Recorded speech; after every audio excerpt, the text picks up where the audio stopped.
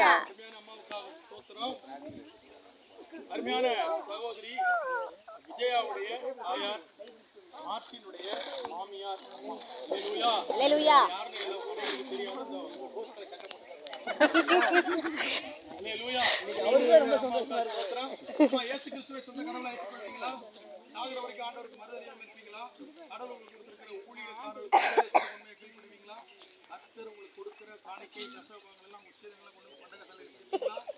அநேகரை இயேசு குறித்து சொல்லி சபைக்கு அழைச்சிட்டு வருவீங்களா?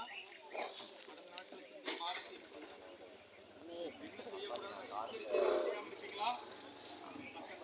உங்களுக்கு தருவாராக, சுகத்தை தருவாராக. முதிர் வயதிலும் ஞானஸ்தானம் எடுக்க தேவன் பாராட்டுகிறார். மூக்கு பொத்திக்க சொல்லுங்கம்மா. ரெண்டு கட்ட தெரியல.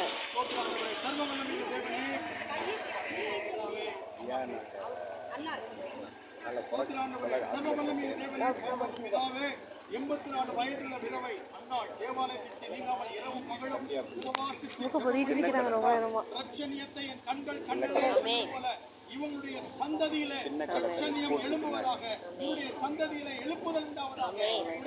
கிராமங்களில் இருக்கிற பாடான ஸ்தலங்கள் இயேசுவின் நாமத்தில் எடுப்பிட்டு கட்டப்படுவதாக. குமாரன் பரிசுத்தாவின் நாமத்தினாலே அம்மாவுக்கு ஞானஸ்நானம் கொடுக்கிறேன். அன்னாள் என்கிற 60:1 ஏசாயா, எழும்பி பிரகாசி, உன் ஒளி வந்தது, கர்த்தருடைய மகிமை உன் மேல் உதித்தது. ஆமென். நம் இயேசு நல்லவர்.